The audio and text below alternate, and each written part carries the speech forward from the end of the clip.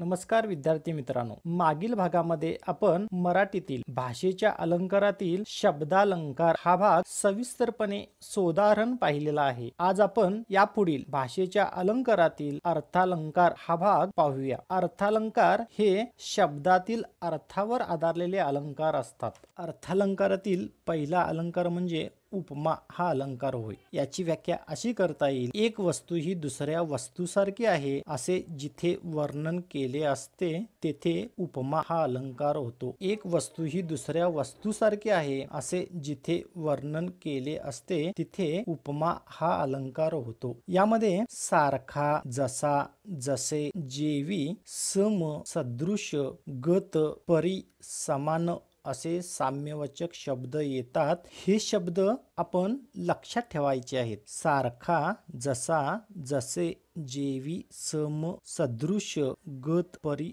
समान असे साम्यवाचक शब्द येतात। या उपमेचे 4 घटक आहेत। हे सुद्धा अतिशय महत्त्वाचे घटक आहेत। उपमेचे 4 घटक असे आहेत। नंबर 1 उपमेय म्हणजे ज्याची तुलना करावयाचे ते। दुसरा घटक आहे उपमान। उपमान म्हणजे ज्याच्याशी तुलना करावयाचे ते। तिसरा घटक आहे साधर्म्य म्हणजे दोन वस्तूतील सारखेपणा। साधर्म्य म्हणजे दोन वस्तूतील असलेला सारखेपणा। आणि उपमेचा चौथा घटक आहे साम्यवाचक शब्द म्हणजे सारखेपणा दाखविणारा शब्द। हे उपमेचे 4 घटक आहेत। आता आपण उपमा या अलंकाराचे उदाहरणे पाहू। पहिलं उदाहरण असं आहे, माझी शाळा ज्ञान मंदिरासारखी महान आहे। माझी शाळा ज्ञान मंदिरासारखी महान आहे। आता या उदाहरणातील हे 4 घटक आपल्याला ओळखता आले पाहिजेत। तर पहा, तर मग इथं उपमेय म्हणजे ज्याची तुलना करावयाचे ते, इथं शाळेची तुलना करावयाची आहे आणि त्यामुळे शाळा हे उपमेय आहे। आता यातील उपमान आपल्याला शोधायचं आहे। उपमान म्हणजे ज्याच्याशी तुलना करावयाचे ते। आता इथं तुलना कशाची करायची तर ज्ञान मंदिराची म्हणजे ज्ञान मंदिर हे उपमान आहे। तिसरा घटक आहे साधर्म्य म्हणजे दोन वस्तूतील सारखेपणा। आता इथं साधर्म्य आहे ते म्हणजे महान। त्यानंतर साम्यवाचक शब्द म्हणजे सारखेपणा दाखवणारा शब्द कुठला आहे तर सारखी हा साम्यवाचक शब्द आहे। आणि त्यामुळं इथं शाळेला ज्ञान मंदिराची उपमा दिल्यामुळं या ओळीमध्ये उपमा हा अलंकार होतो। उपमा या अलंकाराचं दुसरं उदाहरण आपण पाहू। सावळाचा रंग तुझा पावसाळी नभापरी। सावळाचा रंग तुझा पावसाळी नभापरी। आता या वाक्यामध्ये सुद्धा उपमेचे 4 घटक आपल्याला ओळखायला आले पाहिजेत। इथं उपमे म्हणजे कशाची तुलना केलेली आहे तर तिच्या रंगाची तुलना केल्यामुळं रंग हे उपमेय झालं। कशाची तुलना केलेली आहे तर नभाशी तुलना केलेली आहे आणि त्यामुळे उपमान नभ हे उपमान झालेलं आहे। आता साधर्म्य म्हणजे दोन वस्तूत असणारा सारखेपणा, तर सावळाच रंग तिचा सावळा रंग असेल किंवा पावसातील नभाचा सावळा रंग असेल, त्यामुळे दोन वस्तूमध्ये सावळाच हा साधर्म्य गुण आपल्याला दिसतो। साम्यवाचक शब्द आहे परी। परी हा साम्यवाचक शब्द आहे आणि त्यामुळं तिच्या रंगाची तुलना पावसाळ्यातील नभाशी ढगाशी केल्यामुळं या वाक्यामध्ये देखील उपमा हा अलंकार होतो। अर्थालंकारातील दुसरा अलंकार म्हणजे उत्प्रेक्षा हा अलंकार। उत्प्रेक्षा अलंकाराची व्याख्या अशी करता येईल, उपमेय हे जणू उपमानच आहे अशी कल्पना करून जेथे वर्णन केले असते तेथे उत्प्रेक्षा हा अलंकार होतो। उपमेय हे जणू उपमानच आहे अशी कल्पना करून जेथे वर्णन केलेले असते तेथे उत्प्रेक्षा हा अलंकार होतो। येथे जणू, जणू काय, गमे, भासे, वाटे की यासारखे साम्यवाचक शब्द येतात। हे शब्द आपण लक्षात ठेवायचे आहेत। जणू, जणू काय, गमे, भाषे, वाटे की यासारखे साम्यवाचक शब्द उत्प्रेक्षा या अलंकारात येतात। आता आपण उदाहरण पाहू। धीरजची अक्षरे जणू काय मोतीच। धीरजची अक्षरे जणू काय मोतीच।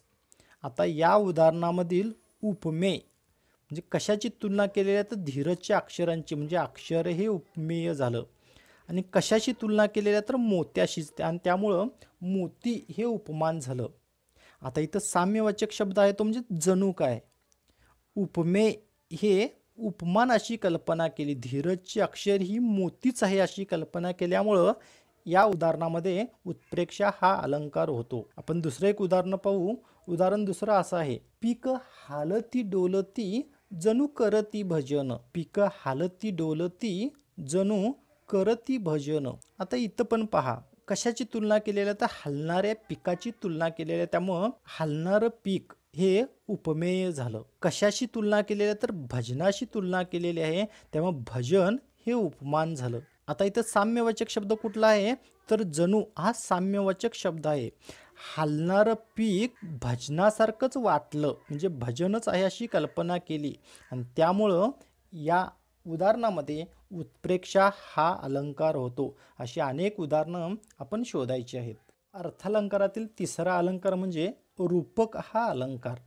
रूपक अलंकाराची व्याख्या अशी करता येईल, उपमेय व उपमान हे भिन्न नसून एकरूप आहेत असे वर्णन जेथे केले जाते तेथे रूपक हा अलंकार होतो. उपमेय व उपमान हे भिन्न नसून एकरूप आहेत असे वर्णन जेथे केले जाते तेथे रूपक हा अलंकार होतो. म्हणजेच दोन गोष्टीत अभेद मानणे म्हणजे रूपक हे दिसतं. यातील काही उदाहरण आपण पाहू. उदाहरण नंबर 1 असं आहे, माधवराव पेशवे म्हणजे मूर्तिमंत न्याय देवताच. माधवराव पेशवे म्हणजे मूर्तिमंत न्याय देवताच. आता इथं उपमेय म्हणजे कशाची तुलना केली आहे तर माधवराव पेशव्यांची, म्हणजे उपमेय हे माधवराव पेशवे झालं. उपमान काय आहे तर न्याय देवताच हे उपमान झालं, आणि त्यामुळं माधवराव पेशवे म्हणजे साक्षात न्याय देवताच, म्हणजे माधवराव पेशवे आणि न्याय देवता हे एकच आहेत. त्यामुळं इथं एकरूपता दाखवल्यामुळे या उदाहरणामध्ये रूपक हा अलंकार होतो. दुसरं उदाहरण असं आहे, आंबा साखरच आहे.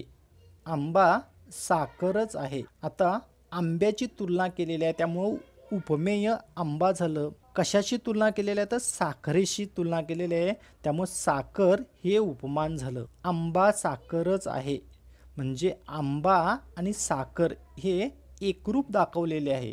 आंबा हा साखरच असल्यामुळं आंबा आणि साखर यांच्यामध्ये अभेद दाखवल्यामुळं या उदाहरणामध्ये रूपक हा अलंकार आपल्याला दिसून येतो. अर्थालंकारातील चौथा अलंकार म्हणजे व्यतिरेक हा अलंकार. व्यतिरेक या अलंकाराची व्याख्या अशी करता येईल, उपमेय हे उपमानापेक्षा श्रेष्ठ आहे असे वर्णन केले असेल तर व्यतिरेक हा अलंकार होतो. उपमेय हे उपमानापेक्षा श्रेष्ठ आहे असे वर्णन केले असेल तर व्यतिरेक हा अलंकार होतो. म्हणजेच काय, व्यतिरेक म्हणजे विशेषणाचा अतिरेकच. उपमेय हे श्रेष्ठ दाखवलेले असते. व्यतिरेक या अलंकाराचा आता आपण उदाहरण पाहू. उदाहरण नंबर 1 असं आहे, लताचा आवाज कोकिळेहून मंजूळ आहे. लताचा आवाज कोकिळेहून मंजूळ आहे. आता इथं कशाची तुलना केलेली आहे बघा तर लताचा आवाज म्हणजे लताचा आवाज हे उपमेय झालं. कशाशी तुलना कोकिळेशी, त्यामुळे कोकिळा हे उपमान झालं. उपमेय उपमानापेक्षा श्रेष्ठ म्हणजेच लताचा आवाज कोकिळेपेक्षा श्रेष्ठ असं दाखवल्यामुळं या उदाहरणामध्ये व्यतिरेक हा अलंकार होतो. व्यतिरेक अलंकारातील आपण दुसरं उदाहरण पाहू. अमृताहुनी गोड नाम तुझे देवा. अमृताहुनी गोड नाम तुझे देवा. आता इथं पहा, उपमेय म्हणजे कशाची तुलना केलेली आहे तर देवाचं नाव हे उपमेय झालं. कशाशी तुलना केलेली आहे तर अमृताशी, त्यामुळं अमृत हे उपमान झालं. उपमेय उपमानापेक्षा श्रेष्ठ म्हणजे देवाचं नाव अमृतापेक्षा श्रेष्ठ आहे असं दाखवल्यामुळं या उदाहरणामध्ये सुद्धा व्यतिरेक हा अलंकार होतो. त्यामुळे इथं उपमेय हे श्रेष्ठ दाखवलेलं असतं, त्याचा अतिरेक दाखवलेला असतो आणि त्यामुळं या उदाहरणामध्ये व्यतिरेक हा अलंकार होतो. अर्थालंकारातील 5वा अलंकार म्हणजे अन्वन्वय हा अलंकार होय. अन्वन्वय या अलंकाराची व्याख्या अशी करता येईल. उपमेयाला दुसऱ्या कशाचीच उपमा देता येत नसून जेव्हा उपमेयाचीच उपमा उपमेयाला दिली जाते तेव्हा अन्वन्वय हा अलंकार होतो. उपमेयाला दुसऱ्या कशाचीच उपमा देता येत नसून जेव्हा उपमेयाचीच उपमा उपमेयाला दिली जाते तेव्हा अन्वन्वय हा अलंकार होतो. अन्वन्वय म्हणजे संबंध, जेथे तुलना संभवत नाही, तुल्यबल्य नसणे म्हणजे अन्वन्वय. म्हणजे उपमेय हे अद्वितीय असते, त्याच्यासारखं दुसरं कोणीच नसतं असं अन्वन्वय अलंकारात असतं. आता अन्वन्वय या अलंकाराची आपण काही उदाहरणे पाहू. उदाहरण नंबर 1 आहे, हे राजा तुझ्यासारखा दानशूर तूच. हे राजा तुझ्यासारखा दानशूर तूच.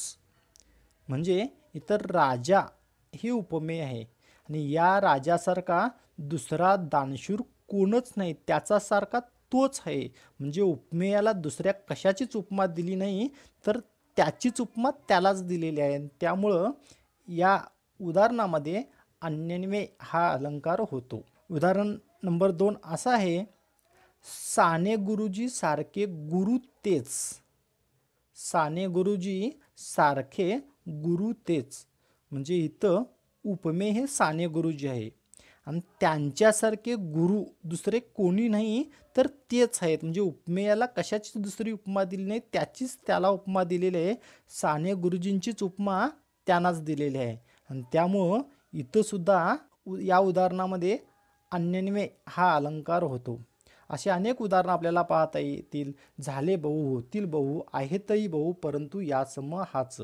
किंवा तुझ्यासारखी तूच तूच आई. किंवा आहे ताजमहाल एक जगती, तो तोच त्याच्या परी. म्हणजे त्याच्यासारखे दुसरे कोणी नाही तर तेच आहेत, असा अन्वन्वय या अलंकारामध्ये सांगितलेलं असतं. अर्थालंकारामधील 6वा अलंकार म्हणजे अपनुती हा अलंकार. अपनुतीची व्याख्या अशी करता येईल, उपमेयाचा निषेध करून बाजूला सारून उपमानच आहे असे जेव्हा सांगितले जाते तेव्हा अपनुती हा अलंकार होतो. उपमेयाचा निषेध करून उपमानच आहे असे जेव्हा सांगितले जाते तेव्हा अपनुती हा अलंकार होतो. अपनुती म्हणजे लपवाछपवी. उपमेयाच्या जागी उपमान ठेवले जाते तेव्हा अपनुती हा अलंकार होतो. आता याची काही उदाहरणं आपण पाहू. उदाहरण नंबर 1 असं आहे, ही लता नव्हे कोकिळाच. ही लता नव्हे कोकिळाच. तर या उदाहरणामध्ये उपमेय काय आहे, कशाची तुलना केलेली आहे तर लताचा तुलना केलेली आहे, त्यामुळे लता हे उपमेय झालं. कशाशी तुलना केलेली आहे तर कोकिळशी तुलना केलेली आहे, त्यामुळं कोकिळा हे उपमान झालं. उपमेयाचा निषेध म्हणजे लताचा निषेध करून उपमानच आहे, कोकिळाच आहे. लताचा निषेध करून ती कोकिळा आहे असं दाखवल्यामुळं इथं अपनुती हा अलंकार झाला. उदाहरण नंबर 2 आपण पाहू. उदाहरण दुसरं असं आहे, हा विद्यार्थी नव्हे संगणकच. हा विद्यार्थी नव्हे संगणकच. इथं उपमेय आहे विद्यार्थी, म्हणजे विद्यार्थ्याची तुलना केलेली आहे. कशाशी तुलना केली तर संगणकाशी, आणि त्यामुळे संगणक हे उपमान झालं. उपमेयाचा निषेध म्हणजे विद्यार्थ्याला बाजूला सारून उपमानच आहे, संगणकच आहे असं इथं दाखवलेलं आहे. त्यामुळं उपमेयाचा निषेध करून उपमानच आहे असं दाखवलेलं असल्यामुळं या उदाहरणामध्ये अपनुती हा अलंकार झालेला आहे. अर्थालंकारातील 7वा अलंकार म्हणजे अतिशयोक्ती हा अलंकार. अतिशयोक्ती याची व्याख्या अशी करता येईल, कोणतीही कल्पना आहे त्यापेक्षा खूप फुगवून सांगणे म्हणजे अतिशयोक्ती अलंकार होय. कोणतीही कल्पना आहे त्यापेक्षा खूप फुगवून सांगणे म्हणजे अति सांगणे, तेव्हा अतिशयोक्ती हा अलंकार होतो. आता या अलंकाराची काही उदाहरणं आपण पाहू. उदाहरण नंबर 1 असं आहे, मुंगी व्याली शृंगी झाली, तिचे दूध किती 12 रांजण भरून गेले, प्याले 18 हत्ती. मुंगी व्याली शृंगी झाली, तिचे दूध किती 12 रांजण भरून गेले, प्याले 18 हत्ती. आता हे उदाहरण आपण समजून घेऊ. अतिशयोक्ती अति सांगितलेलं असतं. आता मुंगी किती लहान आपल्याला माहीत आहे. मुंगी व्याली शृंगी झाली म्हणजे मुंगीला बाळ झालं, शृंगी झाली. तिचे दूध किती, आता मुंगीचं दूध किती येईल आपल्याला माहीत आहे. तर इथं सांगितलेलं आहे 12 रांजण भरून गेले. 12 रांजण म्हणजे पूर्वीचे हंडे, 12 हंडे भरून गेले. एका मुंगीचं दूध एक नाही, दोन नाही, तर 12 हंडे भरून गेले. आणि प्याले 18 हत्ती. एका मुंगीचं दूध हत्ती पितो. एक नाही, दोन नाही, तर 18 हत्ती प्यालेले आहेत. असं इथं अतिच सांगितलेलं आहे, म्हणजे असंभाव्यता सगळं काही दाखवलेलं आहे. आणि त्यामुळं या उदाहरणामध्ये अतिशयोक्ती हा अलंकार झालेला आहे. आता अतिशयोक्ती अलंकाराचं दुसरं उदाहरण पाहू. दुसरं उदाहरण असं आहे, हरभऱ्याच्या झाडाखाली हत्ती झोप लाग बाई. हरभऱ्याच्या झाडाखाली हत्ती झोप लाग बाई. आता पहा, हरभऱ्याचं झाड म्हणजे केवढं असतं माहीत आहे आपल्याला. साधारण वीतभर असतं, टीचभर असतं. आणि त्याच्या खालती मुंगी नाही, एखादं पाखरू नाही, तर हत्ती झोपलेला आहे त्याच्या सावलीखाली. त्यामुळे इथं सुद्धा अतिच दाखवलेलं आहे. त्यामुळं असंभाव्य सगळं काही आहे. आणि त्यामुळं या उदाहरणामध्ये सुद्धा अतिशयोक्ती हा अलंकार होतो.